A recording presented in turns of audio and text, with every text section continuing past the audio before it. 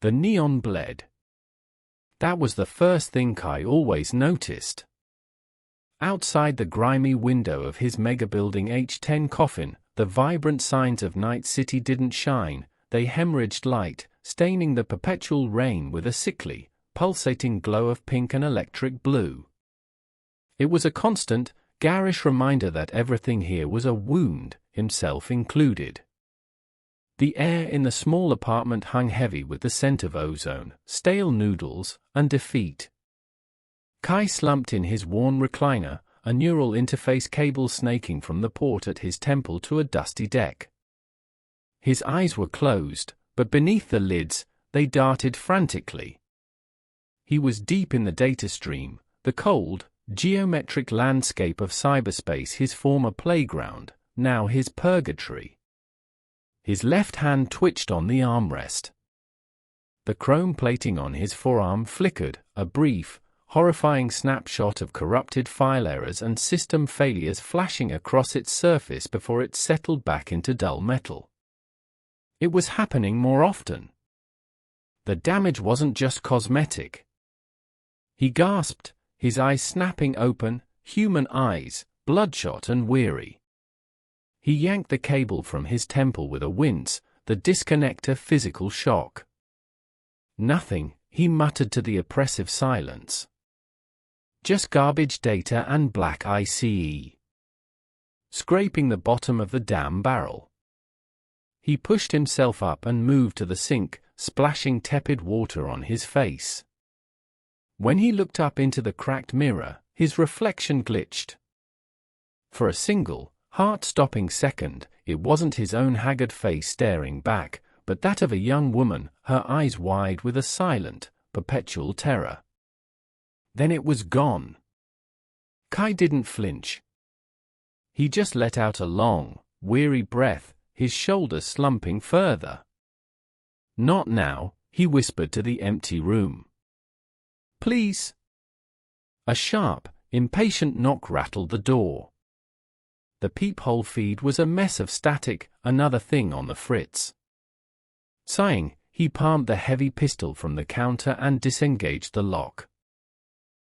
Jack stood there, a blast of vibrant, chrome-plated energy in the dim hallway. Her arms were shiny, articulated metal, and one cybernetic eye glowed with a piercing, unnatural blue. She brushed past him, her gaze sweeping over the squalor with disdain. You look like hell, Kai? Smell like it, too. What do you want, Jax? He grumbled, leaning against the door frame. I'm retired. She barked a laugh. Nobody retires. They just become unemployable. But you? She threw a sleek data slate onto his cluttered table. A corporate logo glowed ominously on its surface, Omnistar Dynamics. You just hit the jackpot. Omnistar. Kai's blood ran cold. That's Corp Central. I don't do Corp work. Not after the ataraxia incident. Jax finished, her voice dripping with mock sympathy. Yeah, we all heard the story. The great Netrunner Kai, who fried his own synapses trying to save some damsel in the data stream. A ghost in the machine. Poetic. She leaned in, her voice dropping to a conspiratorial whisper. But this is different. This is a direct offer. From a Mr. Silas. He didn't find you through the usual channels. He requested you. Specifically. Kai picked up the slate. The number on the screen made his breath hitch. It was a sum with so many zeros it could buy a clean conscience, or at least a penthouse in Charter Hill where you couldn't hear the screams from the streets. What's the job? He didn't say. Meet him. Sky Lounge Sapphire. Top of the Konpeki Plaza. 1 hour. She headed for the door, then paused, delivering the parting shot with practiced cruelty. "Don't be late, and for God's sake, shower." Her glowing eye fixed on him. "Oh, and Kai?" "He said to tell you he can make the ghosts go away. Permanently." The door slid shut, leaving Kai alone with the hum of the city and the silence in his head.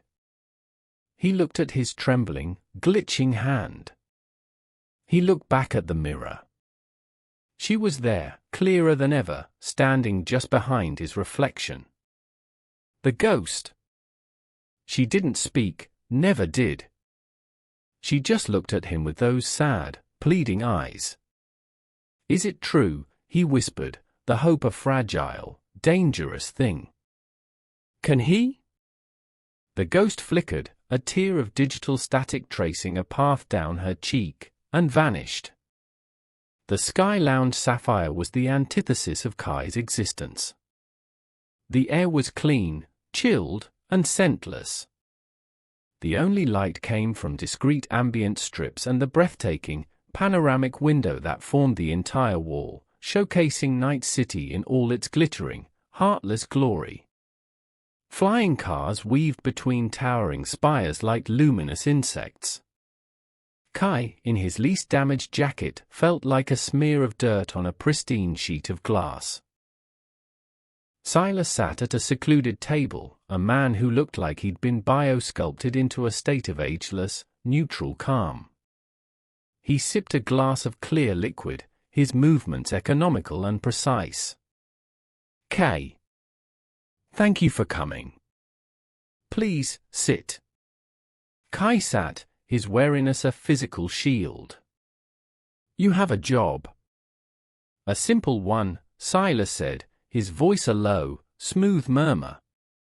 "An extraction. Not of a person, but of a memory engram.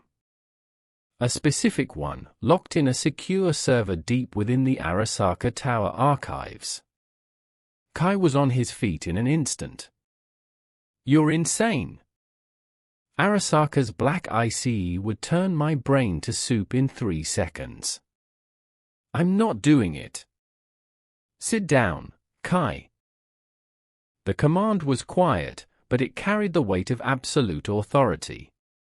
Kai found himself slowly lowering back into the chair. "You misunderstand," Silas continued, unperturbed. "The architecture is Arasaka, but the data is mine. A personal log from my late daughter, Lilith. She was an intern there before her accident. The corp seized her personal files. I merely wish to reclaim a piece of her." He slid a small, impossibly sleek neural interface across the polished tabletop. It was military-grade, technology Kai had only ever seen in rumors. "This will get you past their primary defenses." Silas's eyes, cold and calculating, fixed on Kai. "Your unique condition is what makes you perfect for this. Your damaged neural pathways create a noise that advanced ICE has trouble categorizing. You are a ghost in their machine. You can slip through where a clean, healthy runner would be instantly detected." Kai stared at the interface, a lifeline and a potential noose. And then he saw her.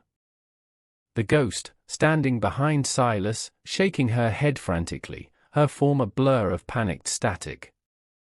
A silent, desperate warning. "And your offer?" Kai asked, his voice hoarse. "To fix me. A full neural rewrite. Top-of-the-line biosynth cortex.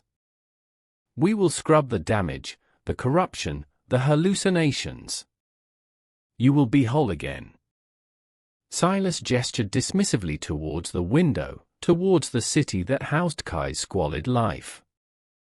"Or I can transfer the payment to your account, and you can return to your little box to slowly lose your mind. The choice is yours." Kai looked out at the city, a circuit board of broken dreams. He looked at his own glitching, haunted reflection in the vast window. He saw the ghost's pleading face superimposed over it all. He had a choice: live with a ghost, or become one. He picked up the interface. It was cool and heavy in his hand. Back in his apartment, the high-end interface felt alien against his skin. As he jacked in, the real world dissolved, replaced by the chilling architecture of the Arasaka cyberspace. It was a fortress of glowing red cubes and rivers of cold, blue data.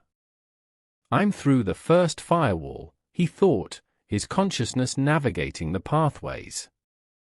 Ice is thick, but Silas's key is opening doors. It's quiet.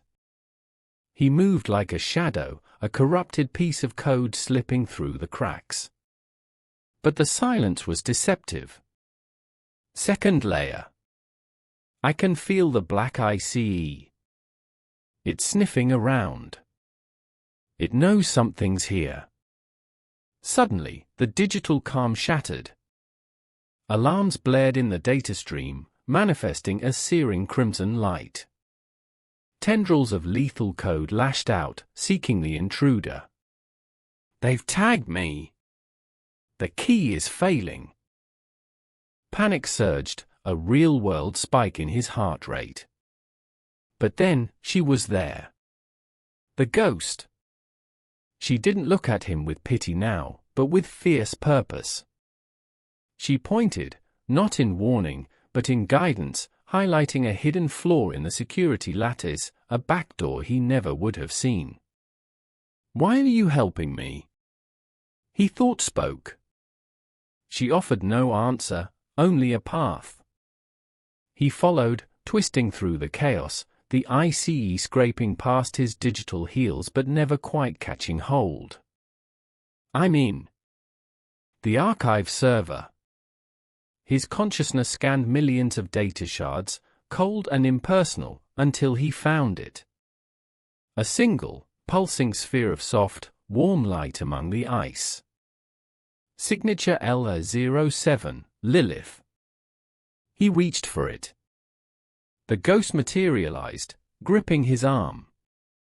Her touch was a shock of cold static, and her face was a mask of pure terror. It's just a memory, he insisted. It's what we came for. His fingers brushed the engram. The data spike that hit him wasn't a defense mechanism. It was a truth bomb. A flood of images, sensations, and emotions that weren't his own seared through his mind. A young woman, Lilith, screaming as corporate soldiers in Omnistar gear dragged her from a lab. Silas, watching with a cold, clinical dispassion.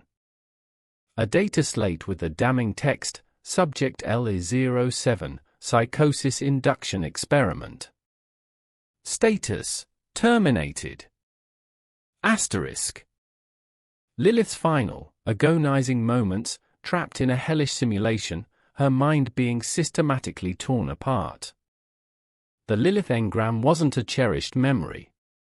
It was the raw, recorded data of her destruction. Silas wasn't a grieving father, he was the project lead. He wanted to study his own handiwork, to perfect it. And the ghost in Kai's head, she wasn't a random victim from his own failed job. The revelation was a sucker punch to his soul. The ghost solidified before him. It was her. Lilith. A fragment of her consciousness had escaped the disintegrating simulation, a wounded, terrified data ghost that had latched onto the only other damaged mind it could find, Kai's, during a nearby run dubbed the Ataraxia incident. She wasn't a hallucination. She was a refugee. She had been hiding inside him all this time. His thought was a whisper of sheer agony. It was you. All this time. You were trying to hide. Her voice, when it came, was a soft, glitchy whisper in the core of his being. He can't have this. He can't learn how he broke me. He'll just do it to others. Silas's voice cut through the connection, cold and furious, all pretense of civility gone. The engram, Kai. Extract it now, or I will fry your cortex from here. Back in the real world, Kai's body convulsed in the recliner. Smoke began to curl from the expensive interface at his temple. In the data stream, Kai looked at Lilith's ghost. He looked at the engram containing the evidence of her murder. He thought of the cure Silas offered, a neural scrub that would erase her, this brave, broken fragment that had survived, forever. You said you could make the ghosts go away, Kai thought, directing the words at Silas. I can. Just bring me the data. Kai's resolve hardened, crystallizing in the digital space. No, he said aloud, his voice raw with a newfound strength. You can't. With a monumental surge of will, he didn't pull the engram out. Instead, he pushed. He channeled all the corruption, all the glitched noise of his broken mind, and unleashed it directly into the heart of the engram. This is for you, Lilith, he whispered. Rest now. He triggered a cascade of pure data corruption, overloading the delicate engram. It shattered in his grasp, exploding into a million motes of iridescent light that winked out one by one, erased into nothingness. A scream of pure, undiluted rage from Silas echoed through the connection, a digital shriek that cut off into dead, absolute silence. The link severed. Kai was thrown back into his body. He jerked violently, tearing the smoldering interface from his temple as he collapsed to the floor, gasping, his muscles screaming. He lay there for a long moment, the cold floor a solid anchor to reality. Slowly, he pushed himself up. He looked at his hands. They were still. Steady. No flicker. No glitch. The silence in his own head was deafening. The constant, staticky presence, the flickers in the mirror, the guiding hand in the stream, it was all gone. He had to destroy the ghost to save her. He had to sacrifice his only chance at being whole to give her peace. The door hissed open and Jax burst in, her face a mask of panic. Kai! What the hell did you do? Silas just put a 500k Eddie bounty on your head. The whole city is going to be after you. Kai slowly got to his feet.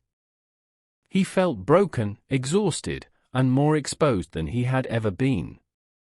But the chaos was gone. The haunting was over. In its place was a grim, hard-won clarity. He walked to the window, ignoring Jax's frantic pacing. He picked up his heavy pistol from the counter, the weight familiar and comforting in his now steady hand. He checked the charge cell with a quiet click. Let them come, he said, his voice low and final. He looked out at the relentless, neon-drenched sprawl of Night City. He was still a dead man walking in a city that devoured people like him for breakfast. But he was no longer haunted. He was just Chrome and a ghost of a chance. And for now, that was enough.